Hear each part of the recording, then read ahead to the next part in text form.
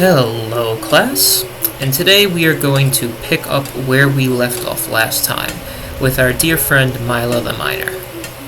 Now, if you remember from last time, we were talking about, specifically about Mila, her songs that she sings. So, when we first encounter Mila starts to sing a little, like almost like a nursery rhyme or like a song to sing away while you're chipping down in the mines. And she's singing, "Oh, bury my mother, pale and slight, bury my father with his eyes shut tight, bury my sisters 2 by 2, and then when you're done, let's bury me too." She then goes on to say it's one of her favorites, and she asks if you're looking to get wealthy in the mines, you can just pick up the wealth. You can, pick up a pickaxe, dig in, there's plenty of wealth for everyone. So, let's talk about nursery rhymes. The idea behind a nursery rhyme typically is to warn. It's typically used to present, some sort of like dangerous situation, or some sort of like fear or nightmare or story in like a way you can present to children. For example, many of you are familiar with the nursery rhyme, ring around the rosies, ring around the rosies, a pocket full of posies, ashes, ashes, we all fall down. That was a nursery rhyme, to talk about the plague and, the dangers. People thought, okay, if you if you put some posies in your pocket, you'll be safe from the plague, you'll be safe. And it's a warning about the plague itself, that everyone's just going to drop dead. But that's a nursery rhyme meant for children.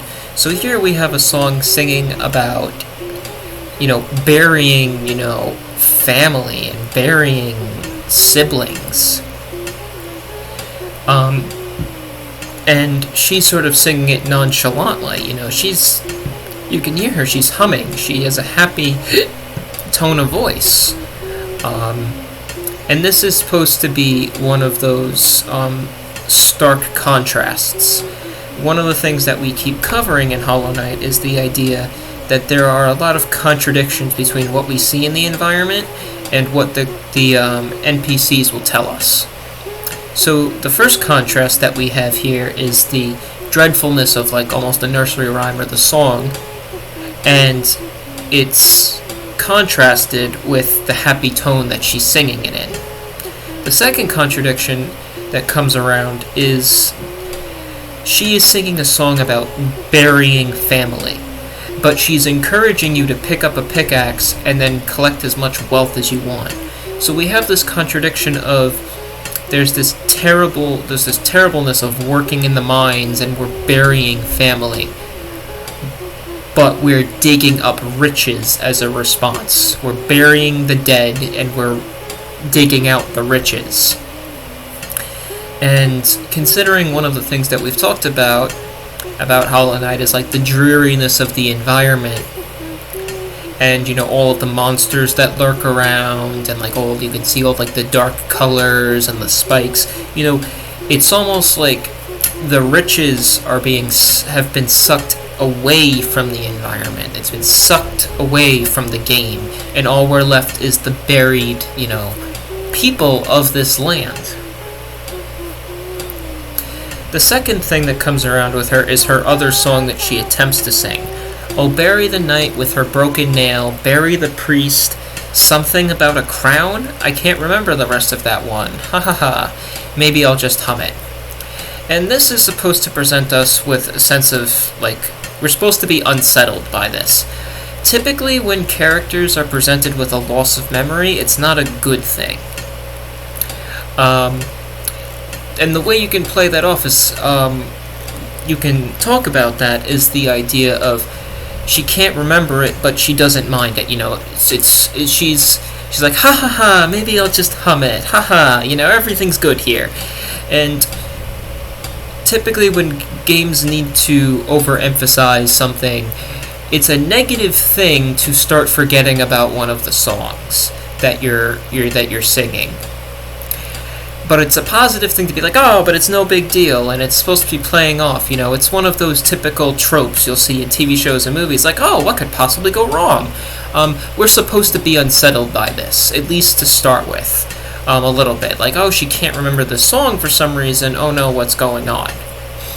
We can't really interpret much else from this right now, but it's something that we should keep in mind. So after that, we have basically expunged her dialogue. There's nothing else we can really grab from her. So we can continue to try and explore the environment. And let's take a look at the environment, since we were talking about her. You can see she invites you again to pick up a pickaxe and start digging up crystals. And we can see here among the dreariness there are crystals that shine throughout the area. And it kind of makes you wonder why, if there's crystals up here, why is she digging down there? There's some perfectly good crystals that are right here. Why is she digging down there?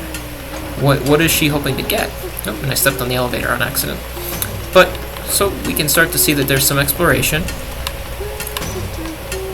Something to note about the mechanics here is that the elevator, when I step on it, it goes up. But when I step underneath it, it comes back down. So the game is intelligent enough to know, okay, we're not getting a one-way ride. So we start to come up, and we see that there's a little passage there. We'll come back to that in a second. So, again, we see some more crystals. We see a bit more of the area. We start to progress, and we can't really move anywhere farther from here. There's no way to go right. Left takes us back to where we just were. But we can see that the ground here seems to be unsteady. As we step on it, as we move on it, the ground is shaking and the rubble starts to come through. So we can try smacking it around a little bit. We can try jumping on it, and we can see it's not budging. This is one of the signs that we saw earlier of not being able to progress. When we were on the other side of the Forgotten Crossroads, we encountered an enemy that we need to defeat with some sort of ranged attack, because every time we got close, we couldn't progress. And here we're in a situation of, it's not an enemy that's stopping us from progression, but the environment is stopping us from progressing. And no matter how many times we hit this, or how many times we jump on it, we don't get any feedback that we're breaking it.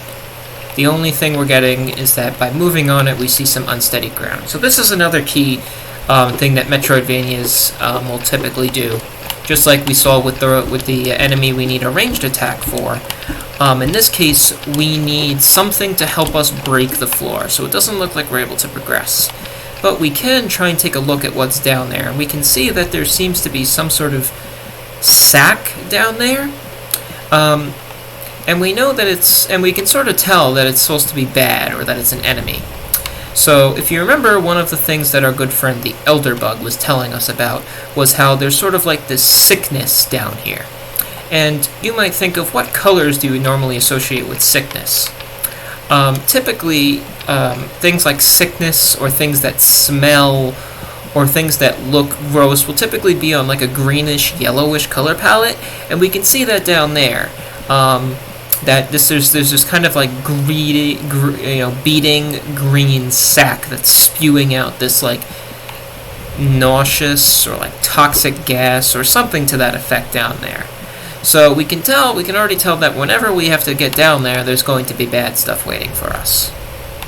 We can't really look down any farther than that, and we've hit a dead end for now. So let's just start to head back. And we can check out whatever is underneath here. Oh, so we have this little statue here, and it seems to be glowing, and you can see that as I just hit it, something appears to be coming, towards me. What this is this is soul, it looks like. It looks like whenever we're hitting this glowing statue, we seem to collect more soul. And on top of that, it seems to have a limit. Once you take a certain amount of soul out of it, it stops. It stops glowing, it stops being responsive to attacks. So what we can interpret from this is that we have a statue that will provide us extra soul. Ordinarily, we've only really experienced gaining soul from hitting enemies, so this is telling us that there will be alternative ways of collecting soul. And mainly, at least from here, we have to attack statues. So we have to consider what soul is used for and why this would be here. So far in the game, the purpose for soul has been to focus our soul into healing and regain masks. So, if we're able to regenerate soul from attacking enemies, and we're able to regenerate soul from attacking these towers, there has to mean that there are different uses for soul, because collecting soul from enemies makes perfect sense because they're the ones who will deal damage to you. So, enemies will damage you, you attack them for soul, and then you heal up. But here, we are given a sort of tower, a little statue filled with soul, and there are no enemies around. We're not really in danger of losing any health, but yet here we are, gaining soul. And because we're given soul in a way that doesn't involve us risking taking damage, we can sort of guess that, okay, there are extra ways to gain the soul, but maybe there'll be a reason to collect soul for things other than regenerating health. Because think about this area, there are no enemies in this area. All we have is our friend Mila here. And up there is a dead end. So when we encounter it at this point in the game, we're not really at risk, and we shouldn't really have too much missing health. So this tells us that even without having to really say much, or without really being too interactable, that we'll have soul that is meant for different purposes, and the game will have a reason to give us this soul without enemies around.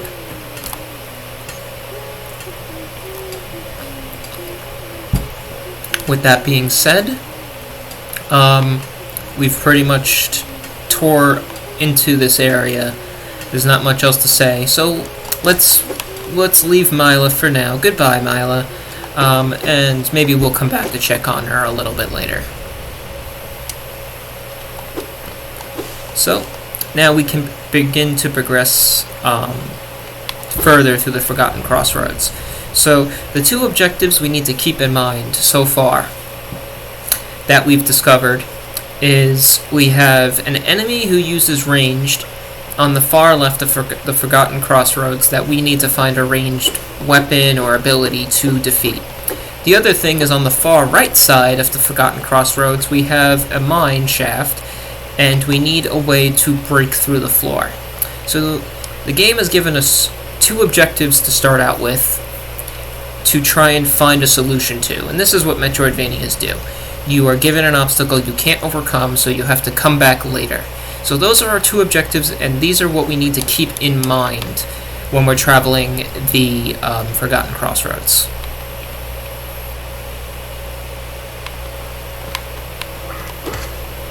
So let's start to progress a little bit.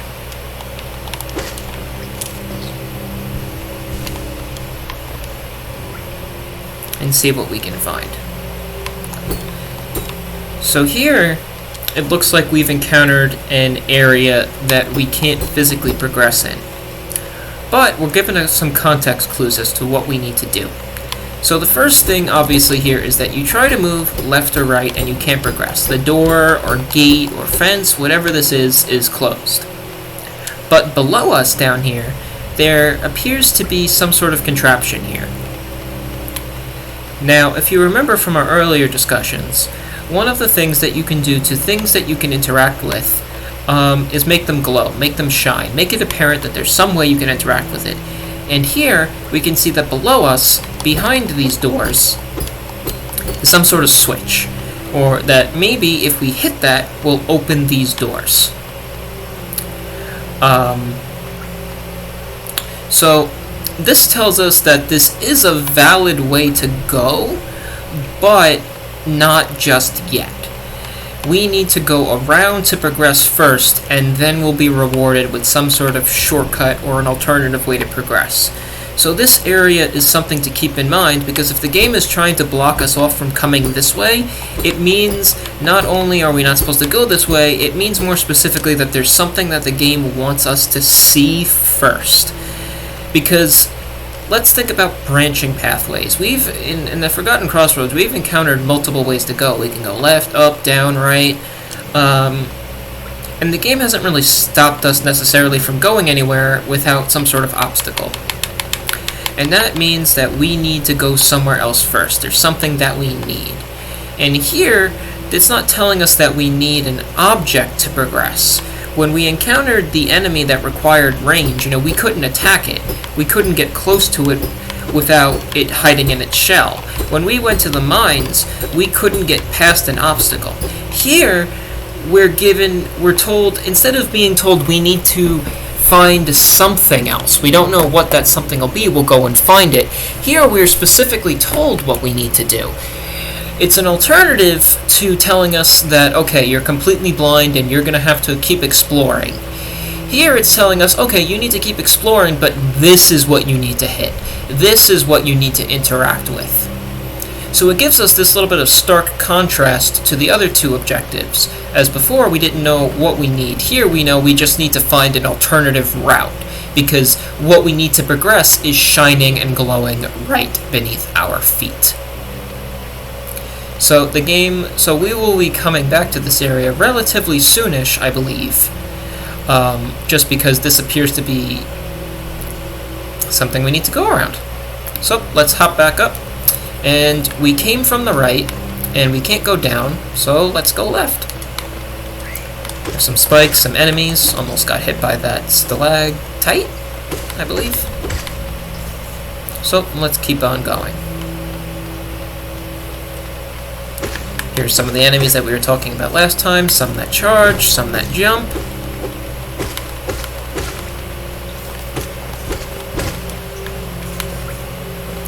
Collect some coins while we're at it. That is the grub that we talked about last time. We've already encountered some of these grubs, but this one, like we talked about last time, we can't reach it just yet, because we'll get to that platform, and then we can't jump high enough. So we need some sort of double jump, or some other way, either a ranged attack, or some sort of way to contact that grub up there. So we'll just keep moving. So here we have come to this area before, this large vertical area. We've gone up. Going up and to the right brings us back to the starting area. Going up and left brings us to the Grub Father, who we've already talked about. He's the lovely NPC who rewards us for saving the little grub brethren. So, given that that going backwards brings us there, going up leads us to areas we've already been, let's try going down here. See if there's anything there. Oh, and what do you know? There is a pathway down here. So, let's jump in. So, what I want to point out now is what we see here in the environment. We haven't physically moved. Well, I've moved back and forth, but we haven't really moved off screen enough to understand what we see. So when we first load into the area, the first thing that we notice is that we hear humming. And it's not a bad humming. It's not anything it sounds like happy. Someone's happily humming and enjoying themselves.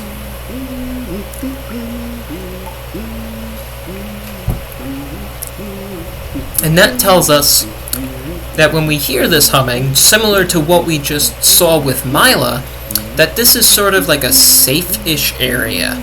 You don't typically put friendly NPCs who you can talk and interact with, or anything in general like that, in an area surrounded by enemies.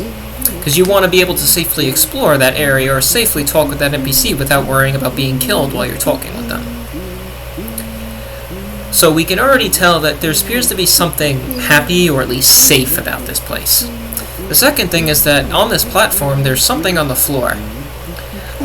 We don't really know what this is, but it's starkly, it contrasts with the environment quite, apparently, because it's white and it has like this solid background around it, the solid like stroke around it. So we can tell it's sort of different from than the rest of the environment. So we can start to look around, and who do we see? We appear to see a man writing on something. So let's take a look at him before we start to talk with him. So we couldn't really tell what that was based on the platform, but here we can tell what that actually is. And it's paper. He appears to be jotting something down. And he has a lot of paper. So, looking at his design, we can see that he's sort of a round, portly, sort of bug. And on top of that, he's humming. And typically, sort of the fat, jolly, character is something that is supposed to express, like friendly, welcoming, hey friend, how are you doing? And that's sort of expressed through his design. Glasses, he seems to be wearing glasses too, and glasses are typically used in games to express some sort of intelligence. Now, obviously, in real life, just because you wear glasses doesn't necessarily mean that you're intelligent or smart, but in video games you typically want to use stereotypical traits to, express intelligence. And here the glasses, the, writing things down, the scribing of things, it's supposed to tell us that this is supposed to be some sort of, intelligent character who's recording something, whether that's knowledge or the environment.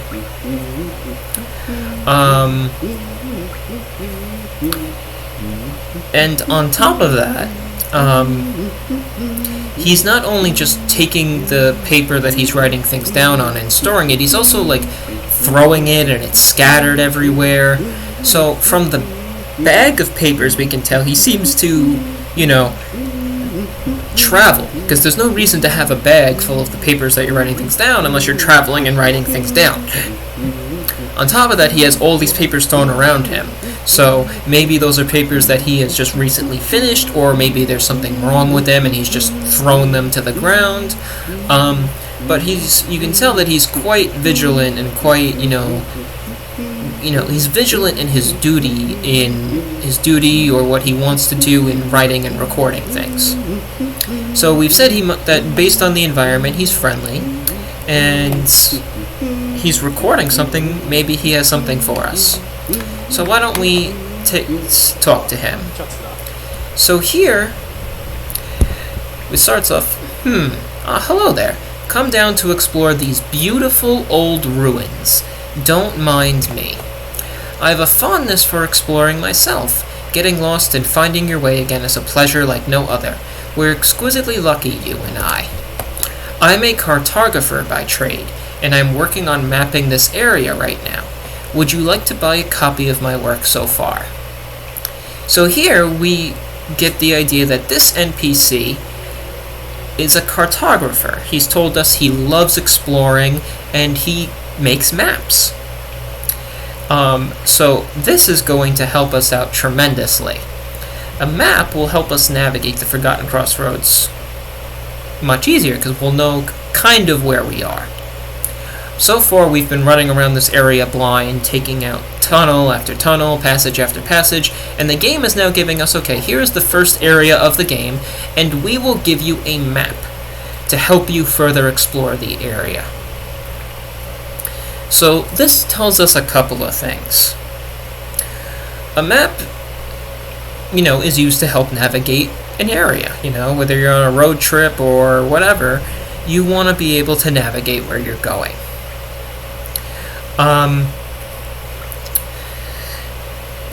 This gives off a couple of different things. The first thing it gives off is that it tells us that we have more of a reason to explore and come back to areas. So if you remember, we have our ranged enemy on the far left of the Forgotten Crossroads. On the far right, we have the mine we can't pass. So the game wants us to go back to these areas. The game needs to help you find a way to get back to these areas, and one of the most obvious ways to do that is with a map. Okay, here's a map of the area. When you find the item that you think is going to help you progress, here's a map to help you find where you just were and get back to that obstacle. This is important for Metroidvanias specifically because we need to backtrack and we need to go back to different areas while we're exploring. We're not going one way. A map wouldn't be useful for the game if we were only going one way, if the game was linear. Oh, we get to the first area, then we go to the second area, then we go to the third area, and then there's not much reason to come back and progress. The map tells us that we are going to have to come back. And we do need to explore. The other thing that this is telling us right now is that it's telling us to purchase a map of this area, of the Forgotten Crossroads, the area around us. It's telling us that this is going to be a recurring character off the bat, because the game is not just going to be one area. Hollow Knight is an area with lots of areas, lots of exploration, and if we need to purchase a map for this area, what's to say that we will not need to purchase a map for other areas? So automatically this tells us there's going to be maps for other areas, and we are going to need to seek out this character in other areas to possibly progress in the game. So here we're given this NPC is a new objective. Whenever we get to a new area, let's find him and get the map. That way we can properly explore the area. So without giving us any sort of indicator saying new objective, the game has silently given us this new objective of finding the next location of this guy when we get into a new area. And it's done in a really ingenious way, just by saying, by purchasing a map of this area, we're going to need to purchase maps of other areas, which means we need to find this guy again throughout the areas, throughout the game. And we silently get a new objective. So let's purchase this map. Acquired a map. Hold B to view a map of the current area. View a detailed map of Hollow Nest in the map pane of the inventory. A map can be a useful thing, but it alone won't show you where you are. If you've not the head for directions, I suggest purchasing a compass for my wife, Izelda. She's just now opening our new shop in Dirtmouth, selling all sorts of useful things to wanderers like yourself. She'll even sell you some of my old maps from time to time. I pop back to see her whenever I finish mapping an area. She's always excited to see me. So let's think about what he just said there. We're given a map, and this is what the Forgotten Crossroads looks like. So we're given a map, and we're sort of given a way to understand where we are and how to navigate. On top of that, he tells us that up in Dirtmouth, just now, his wife is opening a shop with items that we can buy and help us, progress. So mechanically, this has unlocked two things for us. It's unlocked us a map to help us navigate, and then it's unlocked us extra features for, our map, or maybe even additional items we can collect to help us navigate. So he and his wife, Izelda, are the characters to help us navigate through this game. I also want to point out, again, another contrast. So moving away from the mechanics and talking about the themes of the game, here we have another contrast. If you remember, when we were at the Temple of the Black Egg, we spoke with Quirrell. And Quirrell, as an adventurer, was telling us how much he loved the Forgotten Crossroads. These beautiful ruins. He loves traveling. here again, we're given another contrast with this character telling us that he loves exploring and it's a beautiful environment. And this goes in contrast with, one, what we've seen, with all of the monsters and stuff chasing us, and it gives us the contrast of Elderbug, who again told us that this is a place of sickness, of death, of, just not good things. So we're given, again, another interpretation that there are good things about the Forgotten Crossroads. There are good things about this land that travelers and adventurers seem to find beauty in, but people like Elderbug, who are just normal civilians and are trying to settle down and are just trying to make it through life, they don't enjoy it as much. All the adventurers and the thrill seekers will love this land of death and disease and ruin, but Elderbug, the normal person, to a regular perspective, to the person who's not an adventurer, the person who's just trying to get through, this is kind of bleak and depressing. So we're given multiple perspectives of the world, of how this is a great land, it's rich for adventurers, it's full of treasure if you dig through it, it's full of treasure if you explore it and thrill seek, things to find, things to do. But to the average person, this place is bleak and full of death.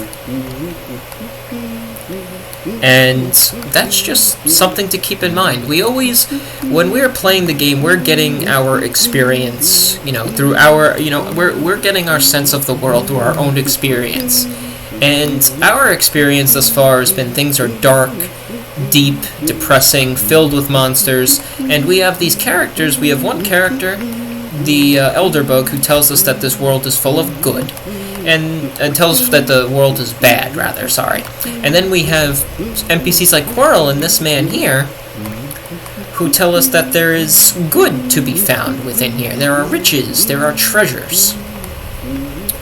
On top of that, we also have the Grubfather, if you would like to. He doesn't speak to us, but the Grubfather is usually kind of sad because he's missing all of his grub children, or grub brethren. And so we have two characters that give us sort of a bleak perspective. We have two characters that give us a positive perspective. And then we have a character like Mila, who tries to reassure us that there are riches and things going on down, but she sings of death. She sings of consequence, and then tries to reassure us that things are okay. So we have this sort of mixed perspective of Hallownest at this point. And we can only really speak for the Forgotten Crossroads. So there is both good and bad in this environment, but if there is good to be found, it's to be found in the thrill-seeking. In order to find the good, you need to enjoy the sense of conquest, the sense of discovery, the sense of finding new items. And that's what a Metroidvania is. A Metroidvania is all about exploring, finding new items, leveling up, powering up. And we're given this sort of thematic of this idea that the characters are telling us that sense of Metroidvania, the reason that you have gotten this game to play a Metroidvania, to find new items, to power up, you will have a good time. You will find the sense of beauty if you explore, if you thrill seek, if you play it like a Metroidvania. If you are somebody who is not a thrill seeker, if you are somebody who just wants to get through and just get by in the game like Elderbug, if you're trying to just live your life like the Grubfather in his den, you will not have a good time. Your brethren, your townsmen, your brethren, they'll die, they'll be captured, there's bleakness, there's darkness in the world. So we can sort of get this understanding that you as a player, you will enjoy this game if you enjoy thrill-seeking, if you enjoy a Metroidvania. But if you're just somebody who gets by, you're not going to have a good time. And the game reinforces us to this by constantly telling us there's beauty in exploration, but there's sort of this dark and depressing attitude by standing around and just trying to live with the status quo.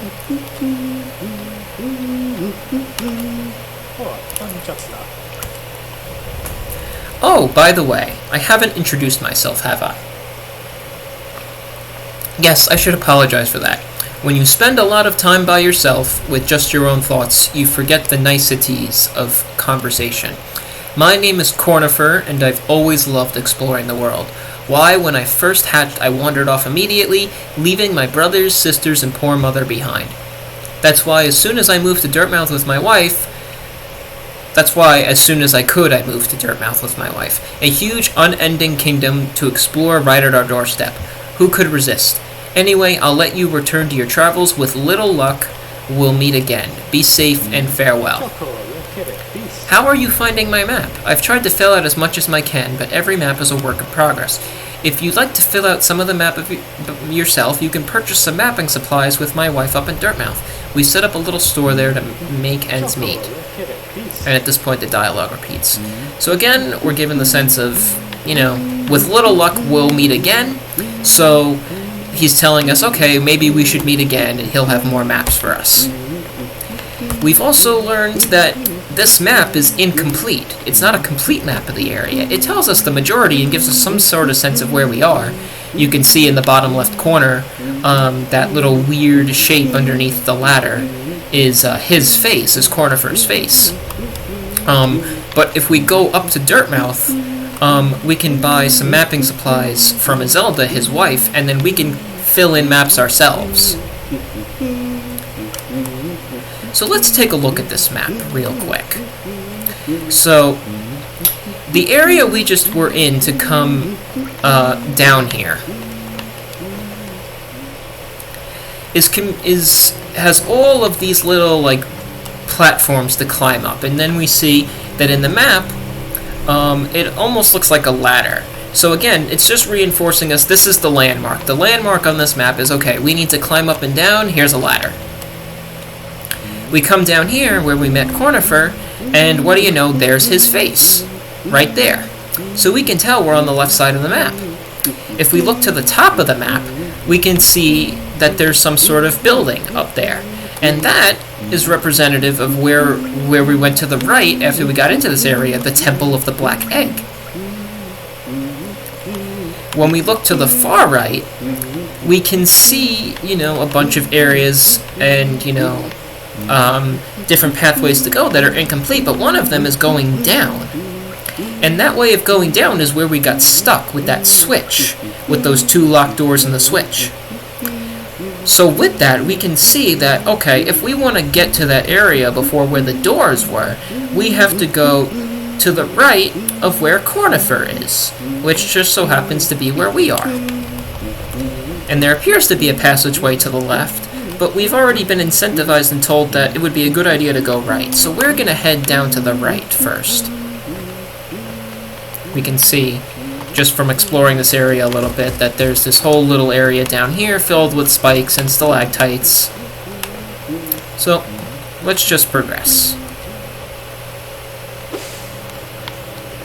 So, we see that there is a sign telling us to go to the right. That's a good indication already, a good indicator of our predictions, of us saying, hey, we need to go to the right. Let's see what's up here. So look, so we have some riches. We have some of these little coin, veins, or whatever you want to call it. So we'll come around and collect some of this.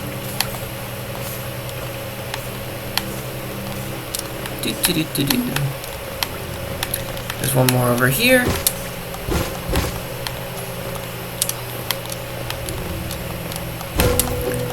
And what do we have here? We have a secret. So let's talk about the communication of that little secret. That secret was not really easy to see. Instead, it was blocked off with a wall, and then all of the darkness behind the wall made it so that we couldn't see this area. We were communicated that there was a hidden area by having the little ore vein right here, and then as we hit it to get more coins, the walls started to break. And after we hit it enough times, we were able to break through. So unlike that area in the mines where we couldn't smack down the floor, here we have a secret that we can smack through. So here the game leads us to a secret with an incentive, and then tells us, okay, so from now on, now that we've taught you this, you should pay attention to your environment, because there may be secret walls that you can smack and hit and unlock things. So let's see where this gets us.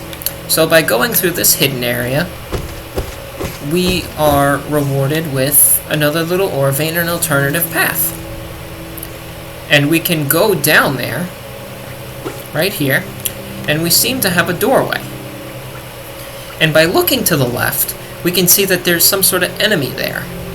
So the game was giving us, okay, here's a hidden path, here's some gems and coins for your trouble, and when we were over there before, we could see we could go to the left and come into this area, but the game has said, okay, you wanna progress a little bit? You can avoid this enemy by taking the secret path. So, let's see what we have over here. So, let's take a look at this environment.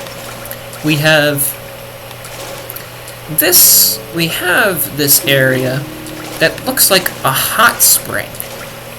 So, what do we usually associate with hot springs? We associate them with like rest, relaxation, calm, healing. You know, that's what you go to a hot spring for. You go to the spa for, go to the sauna for. You know, you relax, you wash off your troubles. And we're reinforced this with the bench here.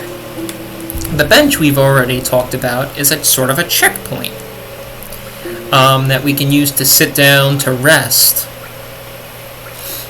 And when we die, we'll come back here to this place of rest and relaxation. And what better way to communicate that sort of area with what a hot spring? So, we're communicated this with the glowing water. So it's not like any of like the water we've seen thus far, you know. It's glowing. And what you might notice is that there's sort of like this white glow to it. What else is white that we have? Our soul.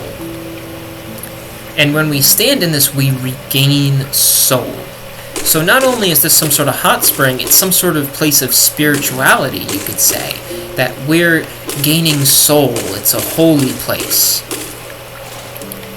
So when we look at the environment, we can see in the background that the water is coming from these sort of statues. And these statues kind of look a little bit like us, because they have sort of these white or like stony, blank expressions, and they have, you know, the horns that we seem to have as well. So there's a similarity between the environment and our little knight here. So when we think about the thematics of Hollow Knight, if you remember, at the very beginning of the game, when we were going through the tutorial, the signs called us some sort of higher being. And here we have these large statues that are somewhat in our image. They're not, you know, perfect replicas, but they have the same, you know, sort of expressions, the same sort of color scheme, the same blank expressions, the same horns. So these statues could be read as representative of some sort of being that was, maybe it was worshipped, maybe it was respected, and we look very similar to them. So maybe we are some sort of respected, we come from some sort of respected, you know, background, almost. We have no confirmation of this, but this place of, like, holiness and of healing, this sort of gives us some sort of indication of that. So, I think this is a good place to stop for now, considering we hit a checkpoint. I'll make sure to post an assignment on our class's Moodle page to go along with this video. Make sure to keep in mind everything that we said, the thematics and the interpretations of the environment, and how those elements play into the mechanics of what we are currently experiencing. Alright, enjoy the rest of your day, guys.